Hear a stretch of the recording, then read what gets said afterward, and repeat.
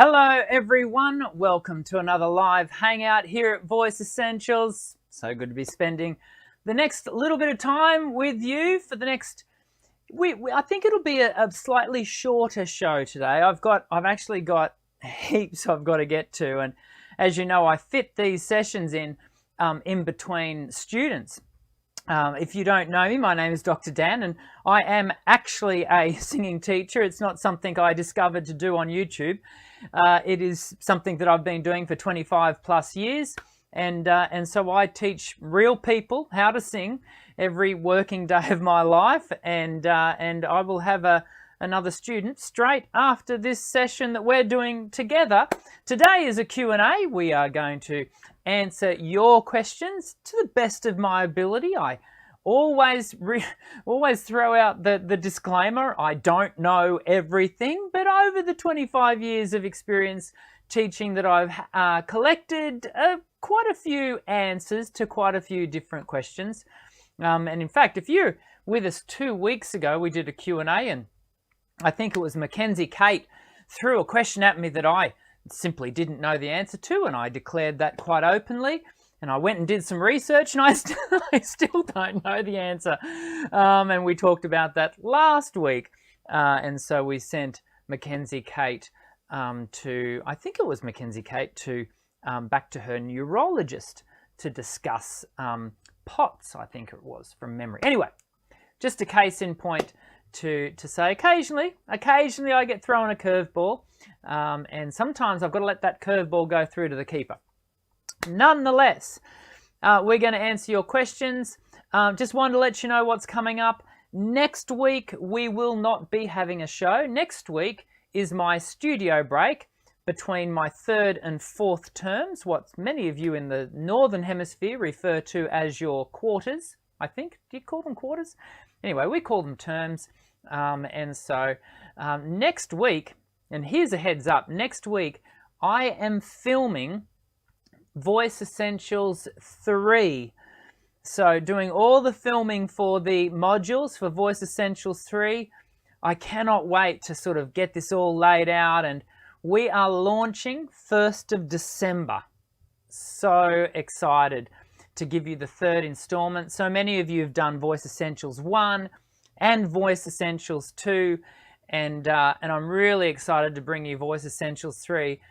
For those of you who already have the exercises, you will know Voice Essentials 3 is a significant step up in its challenge and what it requires of the voice. Voice Essentials 1 is very much for beginners. Voice Essentials 2 really takes that beginner level and goes to sort of an intermediate requirement. We look at minor scales and onsets and offsets, riffs and runs and those sorts of things. And then in Voice Essentials 3, it gets kind of really challenging. So anyway, doing the recording for that next week, which is really exciting. I'll finish writing module 11 and 12 today, Wednesday and Thursday this week. So much going on, which is really exciting now. So no show next week. That's where I started all of that. But I wanted to let you know we've got 3 very exciting guests coming up in term 4. So this is before Christmas. We're going to be having Dr. Marcy Daniels Rosenberg on the show. She's one of the co-authors of The Vocal Athlete. She's been on the show before.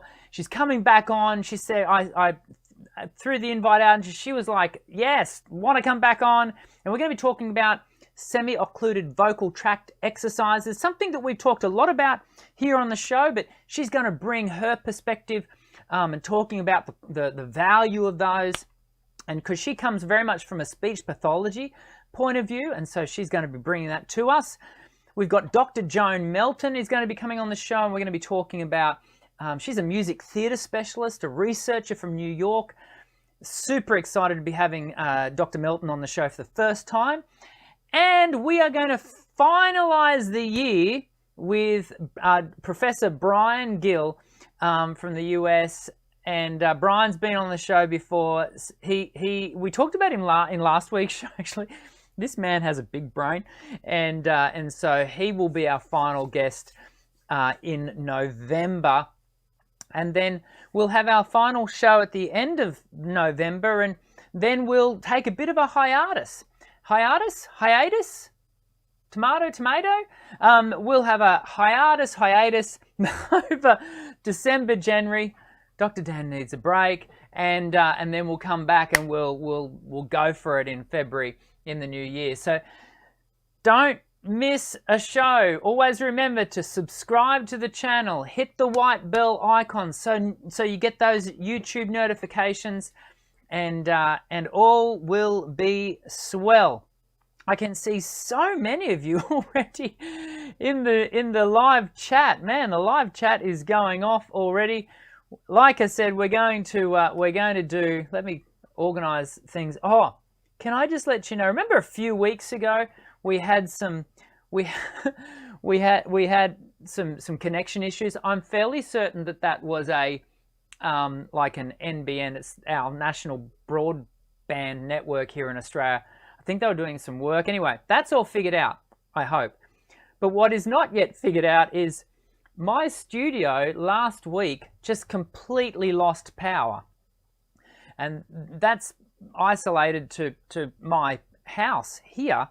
And so I've been nervously, for the last few days of teaching, half expecting, because I lost power in the middle of a lesson with a student, and I'm kind of half nervously expecting to lose. I'm not expecting to, but, you know, a bit nervous. So if suddenly I freeze on camera, that'll be it for the day. We'll be out because I'll have lost power and I'll be scrambling trying to figure out how to get the power back on.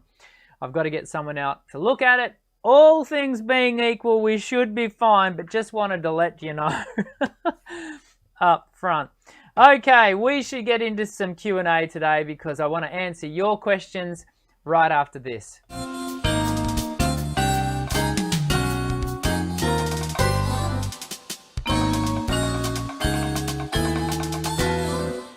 Okay, so let's get into it. Now, remembering that we give priority to super chats, so if you absolutely must have your question answered today, then you do need to get a super chat to bump it up, the question up the priority list, and then we just go through them as they're being asked, and excuse me, and we'll see how we go.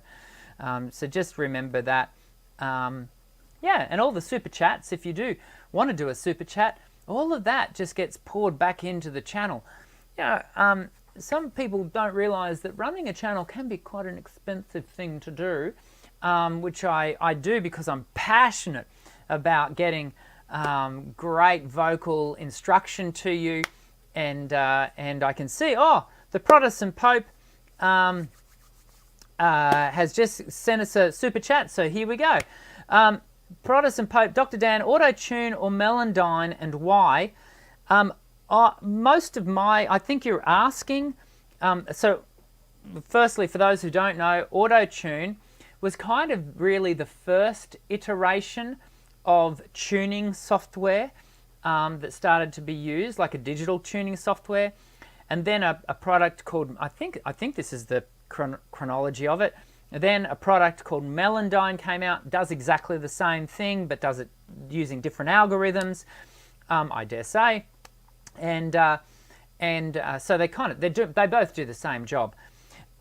Most of my colleagues, friends in the industry, to my knowledge, use Melodyne, and I couldn't tell you why. I own an early iteration of Melodyne, but I installed it on a piece of software that I was using. This is years ago. And I soon figured out I didn't know how to use it properly and probably needed another whole degree on sound engineering to figure out how to use it. So I leave it up to the experts. So I can't tell you which one you should use. I think it really comes down to, a lot of times with computer software, it comes down to what are you most comfortable with. So for example, just a pure example, I use, for my video editing, I use a product called Power Director. Now, Power Director is by no means something you would find being used by a film school student, you know, or a you know, professional film editor. In fact, my professional film editor, someone who I use who is OS, she uses Premiere, I think, which is a far more professional level program. But here's the deal. I've been using Power Director from like way back, like 15, 16, 17 years ago, from when I started using software. And so I've sort of grown with the software as it's evolved and grown over time. And so I'm able to get the outcome from it that I need, and the quality of the outcome is reasonable for what I'm doing. I'm not producing, you know, movie-length Premiere movies. So, you know, it really comes down to you being able to work. It's better that you can, you know, use a program well than use a really high-end, sophisticated program poorly. And so, if that's the question you're asking, Protestant Pope, I hope that's helpful. You know, whatever you use it well, but don't overuse it. When it comes to tuning the voice, you can overdo it, and that I would have to send you off to talk to someone a little bit more qualified in the area of sound engineering and those sorts of things. Okay, so that's that. Let's now Mackenzie. Corey. Lord, what breathing technique does Dio use? Dio, from memory, was Black Sabbath vocalist, and you know what? I would have to say, Corey, that it's been that long since I heard a Black Sabbath piece, if I'm remembering correctly, that I couldn't tell you. I don't know. Now, Black Sabbath was sort of the 1980s, and so it may well be that there wasn't a lot of technique informing what Dio was doing. I'm just going to get rid of that call. And so, yeah, anyway, so I don't know that I can give you any more insight into it than that. Mackenzie Kate has asked another question here.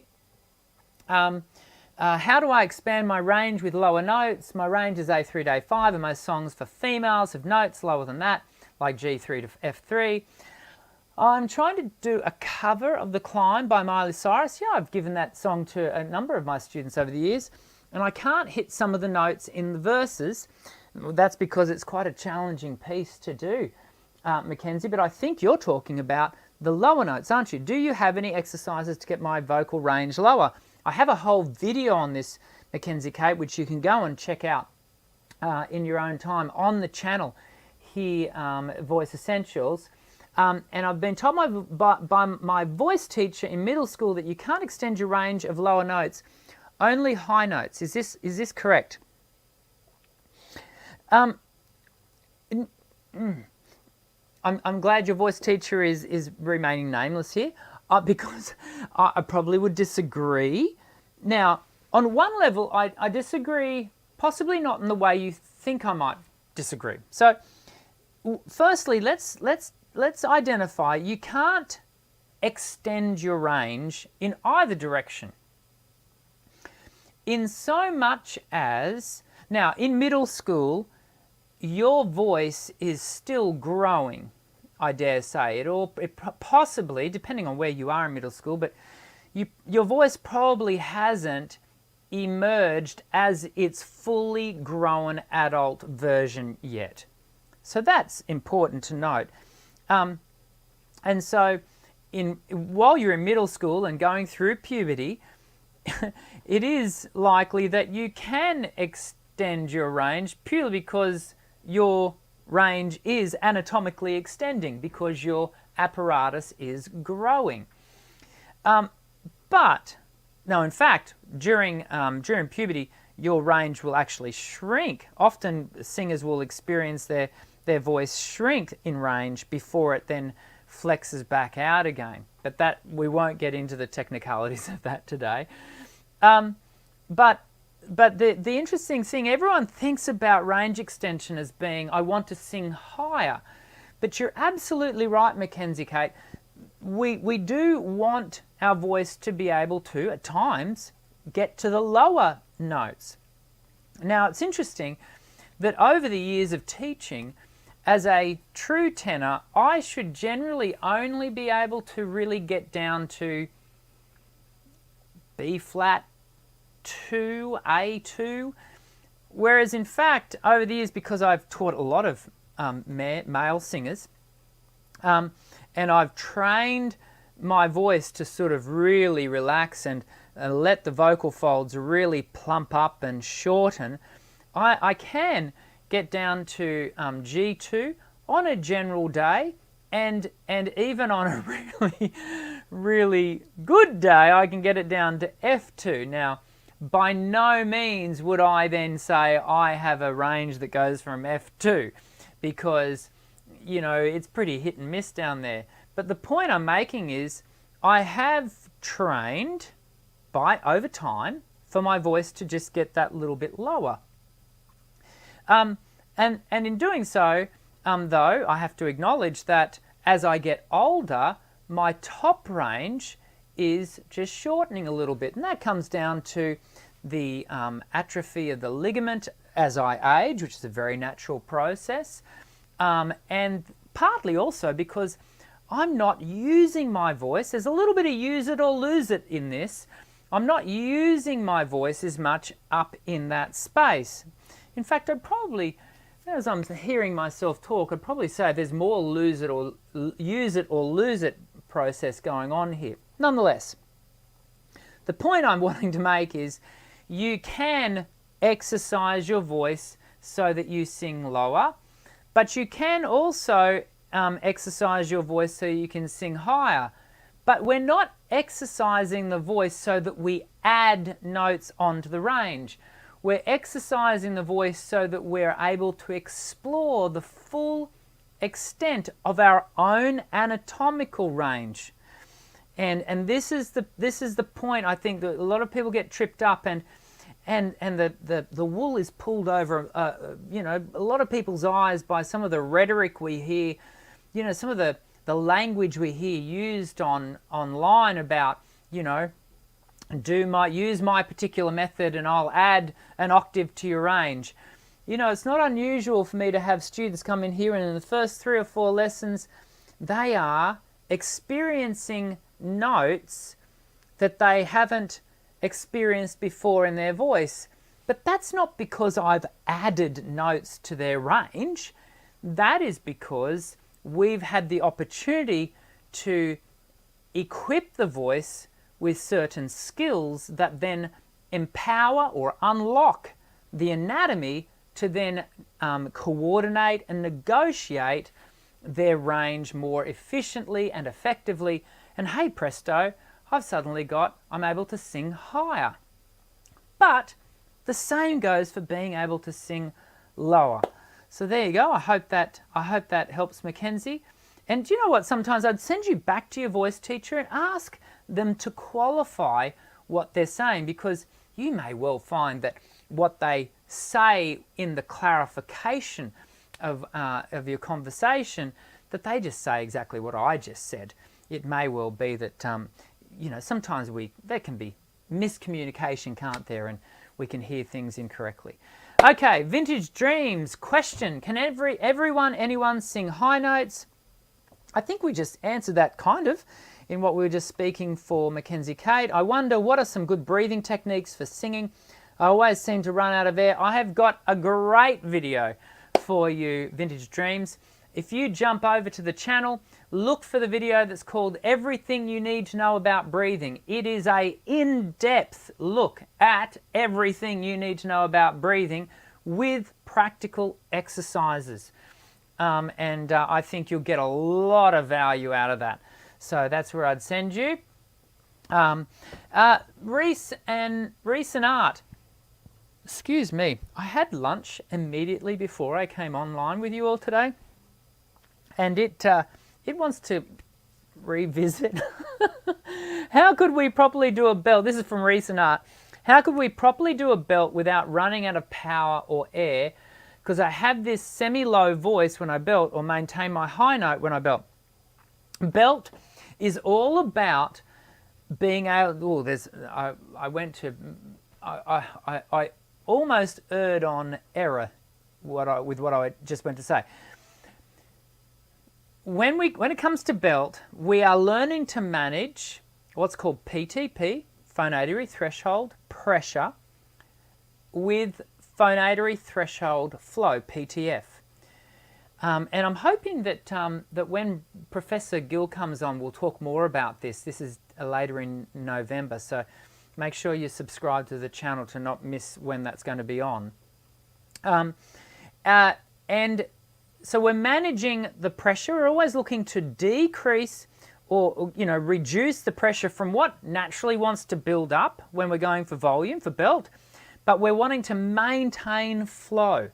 And so we're having an even flow of air so that the vocal folds oscillate really freely and with good balance.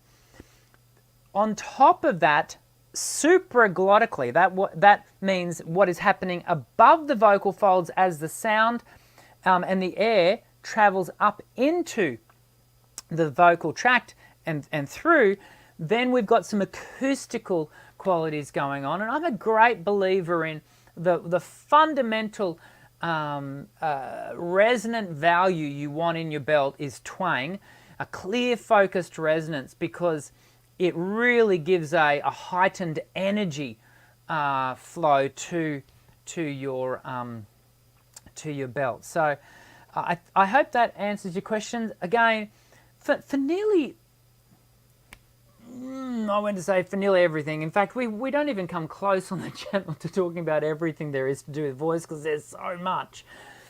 But on my channel there is over 500 videos.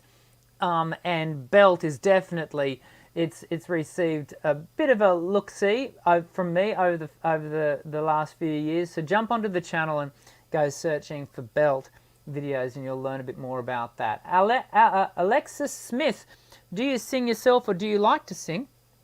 I do sing, Alexis. I started my first year out of high school. Was almost like a gap year. I toured with a band. This is back in 1991. It doesn't quite give away my age, but sort of. In 1991, my first year out of high school, I toured with a band, living out of a suitcase for 10 months.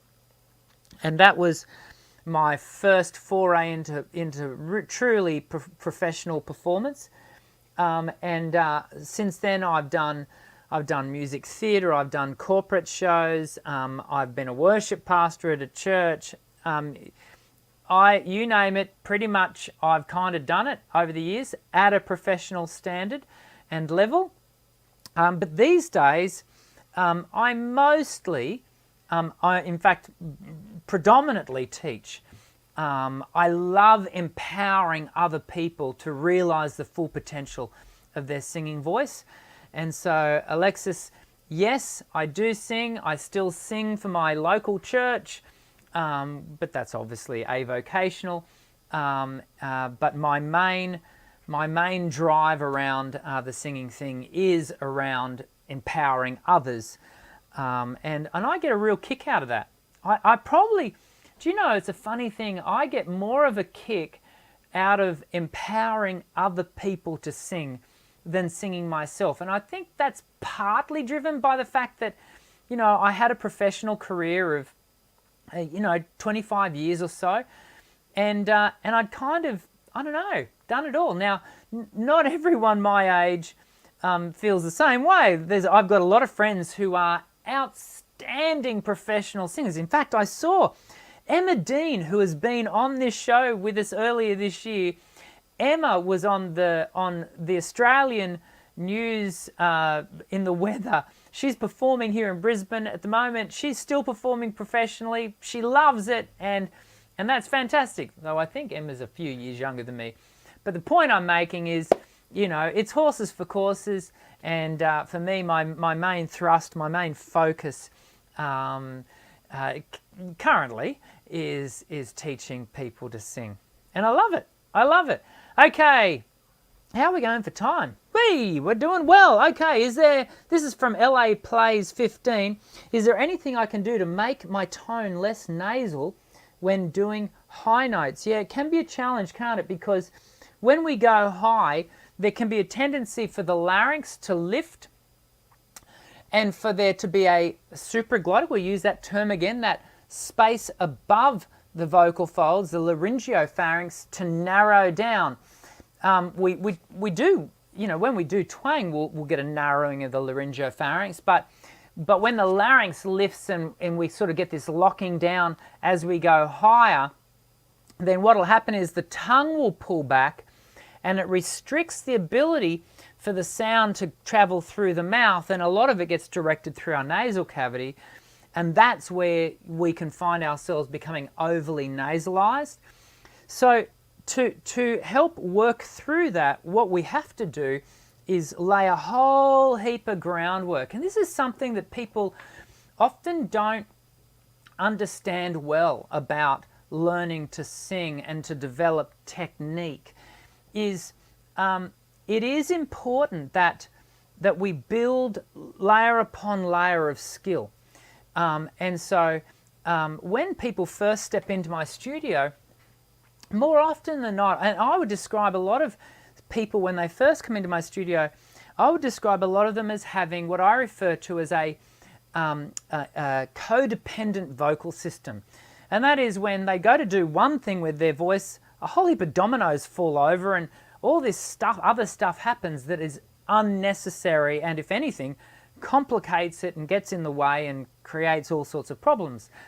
What we want to work towards is what I refer to as a independently coordinated system, and that is that when, for example, when I lift my soft palate, my tongue doesn't need to pull back.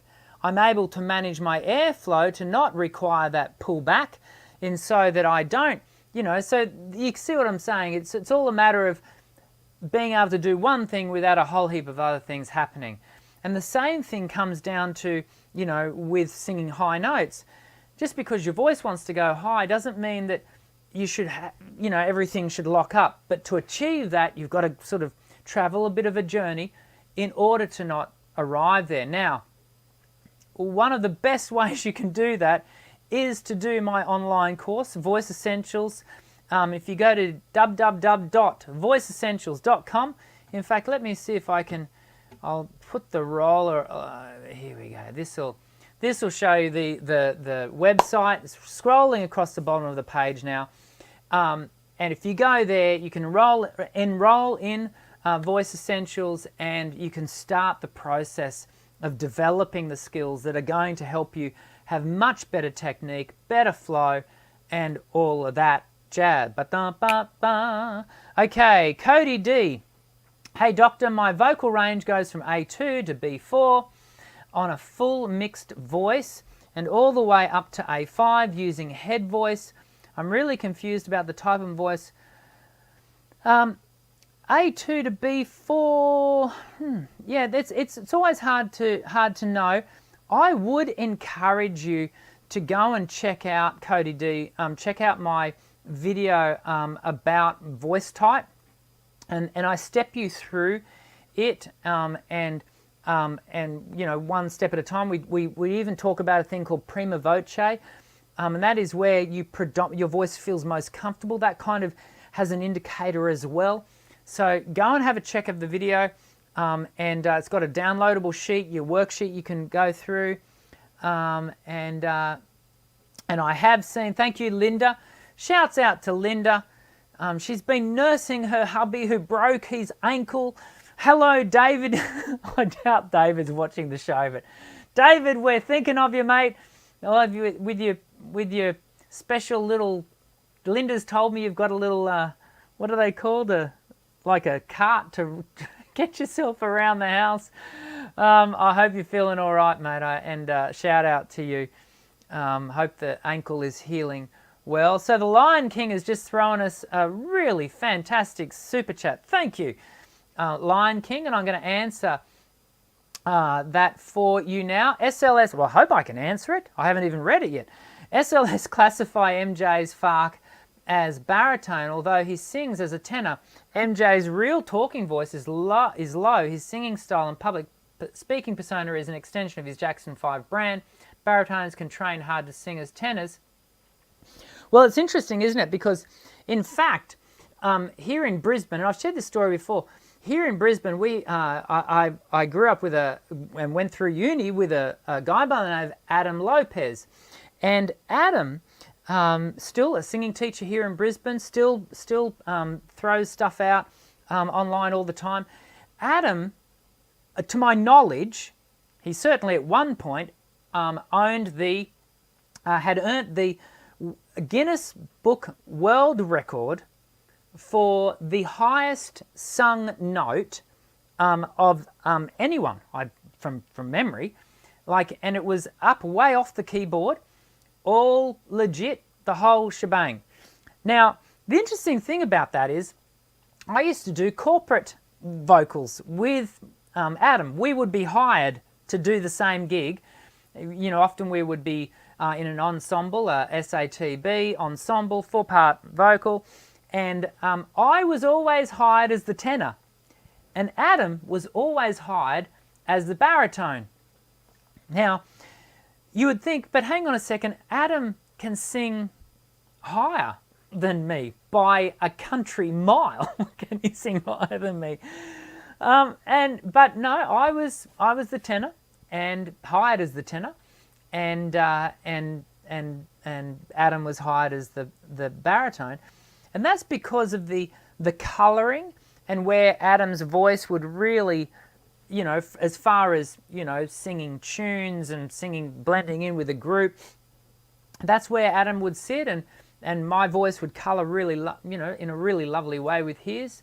Loved singing with Adam, and so. Just because what you hear, and know what a person can ultimately do, doesn't necessarily mean that's what their voice classification will be. And that's a funny thing about it, isn't it? Is that, we hear about people online all the time saying they're this, that, and they're... Do you know what? It actually, functionally, doesn't really matter. And I don't get that hung up on it. I've said many times before, I don't get hung up on voice type. Yes, I've got in fact, my most successful video with over 1 million views is about voice type, which, in itself speaks to how many people want to know what their voice type is. But even in that video, I say, look, don't get hung up about it. Especially when you're wanting to do solo vocal, just be you. Discover the full value of your own voice and where the parameters are, and fully develop it. And then if you want to do ensemble singing, so if you want to do stuff like pentatonics, or you want to be in a community choir, or if you want to do music theatre, that is when, knowing your voice type and really knowing where your voice will sit comfortably, that's where it can become a really helpful thing. Linda's let me know in the thing here that David is going well. I'm glad to hear it. Let him know we gave him a shout out, Linda. I think he'll get a kick out of that. And they're saying the family's calling him Dave Kneewalker, aka Luke Skywalker. That's good, Linda.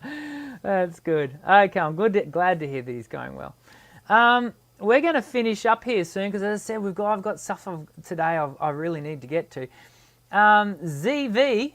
So if you absolutely must need your question answered, I do encourage you to throw a super chat in, but we'll only take one more super chat if that arrives. Otherwise, I'm going to answer 2 more questions. Okay, just for the sake of time today. ZV, hello. Is there any resources you'd recommend someone who'd like to learn more about the technical, theoretical part of singing, like book studies or similar things? Yeah, look, I would encourage you to purchase, if you're looking for books, I would encourage you to purchase The Vocal Athlete. Now, we've got Marcy Daniels Rosenberg coming on the show. She's a co-author. We've had her on the show before.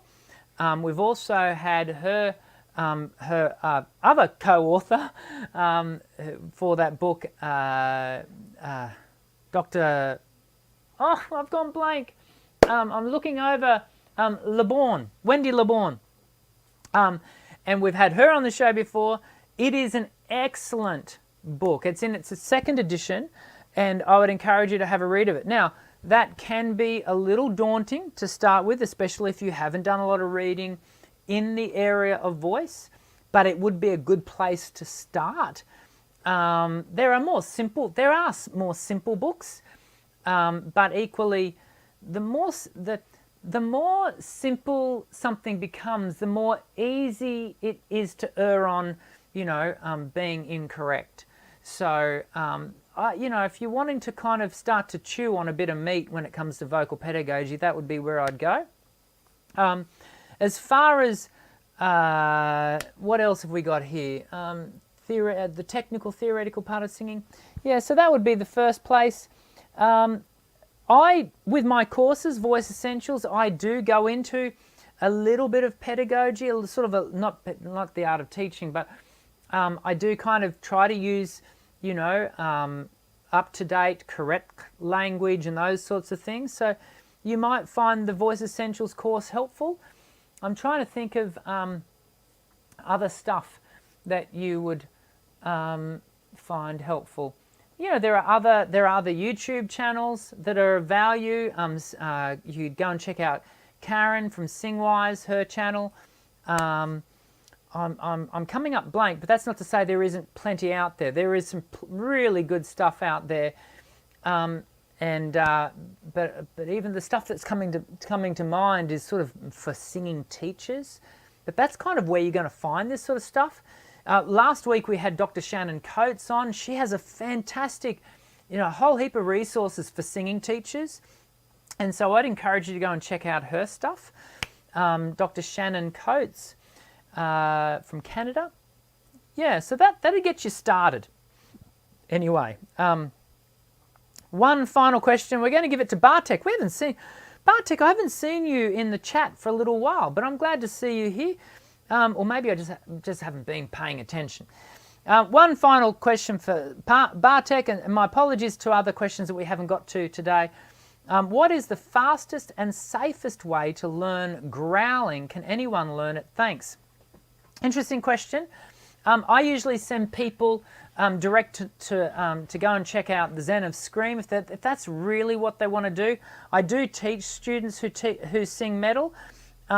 But I would not say it's my wheelhouse. And so people who really want to just holus bolus go that way, go and check out Melissa Cross. We've had Melissa on the channel. Who haven't we had on the channel? So you can go and check out that, or look up. I think the video that we had Melissa on here at Voice Essentials was called "Learn to Sing from the Master of Scream" or something like that. And it's so you could check that out, and it'll even have links in the description section of that video where you can go and check out her stuff. Very good. She's internationally regarded as one of the leaders when it comes to scream. Now, it's an interesting question. Can anyone learn to growl and scream? Do you know what? I think probably ones like Melissa would say, well, no, I won't put words in her mouth because I don't think I've asked her that question, and so I don't know her answer to it. But there would definitely be people that say yes. I don't know whether I'm one of those people, and the reason being is because I have, for my own voice, explored the practice of growl and scream, and I find that my apparatus, given the amount of training it's had in other fields of voice discipline, it just won't, it doesn't, I don't know whether it's a psychological block, but my voice doesn't want to go there all that easily. I can produce the sounds, but I find that my mechanism doesn't enjoy it. Now, by no means, I do want to really point out, I did not just say that, it's bad for you. I did not say that, and this is why I'm encouraging you across to Melissa to check out her stuff, because I'm a great believer in people learning to scream and employ distorted vocal values with health. It can be done, but I'm not certain that it can be done well by everyone. Now, can I also, so I'm putting a whole heap of caveats in here, a whole heap of points of disclaimer to say that could simply be a lack of knowledge on my behalf, a lack of experience. I can say, even though I've had the great pleasure of meeting Melissa and talking with her here on the show, and I've observed her work for many years, I've never had the great privilege of working one-on-one with her. So maybe, someone like a Melissa Cross or a Catherine Saddlin, maybe they, with their level of expertise, could teach, this old dog some new tricks. But there you go. That's been my experience. So I think, with anything, with any area of voice, whether it be distorted voice, whether it be classical voice, whether it be, voice for music theatre or rock, pop, country, indie folk, you do need to approach it with a sense of sensibility, good technique, with the view to being able to do it in an efficient, sustainable and healthy manner. And in my humble opinion, the only way to do that is to develop vocal technique. That's what this channel is all about. This is why we do this every Monday at 1 p.m. Australian Eastern Standard Time. Not next week because I'm away, but you get my point, is because I want you to establish great technique. Why? Because I want your voice to be healthy. I want it to be stylistically accurate to what you're singing, and I want you to absolutely love what you do and really enjoy what you do vocally, so that those who are listening to you can enjoy what you do vocally. That is the show for today. I hope you've enjoyed yourselves. I have enjoyed my time with you all, and we got through quite a few questions. Special thanks to our two super chats, whose dollars go back into the channel and help to support us all. Yeah, I will. I look forward to catching up with you all in a couple of weeks when we'll get back together, and I'll have by that stage finished filming Voice Essentials 3, and it'll be all very, very exciting, and I'm very much looking forward to that. Have a great week, everyone. Stay safe. Stay away from the corona if you can, and I very much look forward to seeing you all again when we join in 2 weeks, and it'll be a Q&A when we join again together in 2 weeks. But I look forward to seeing you then. I'm Dr. Dan. Sing well.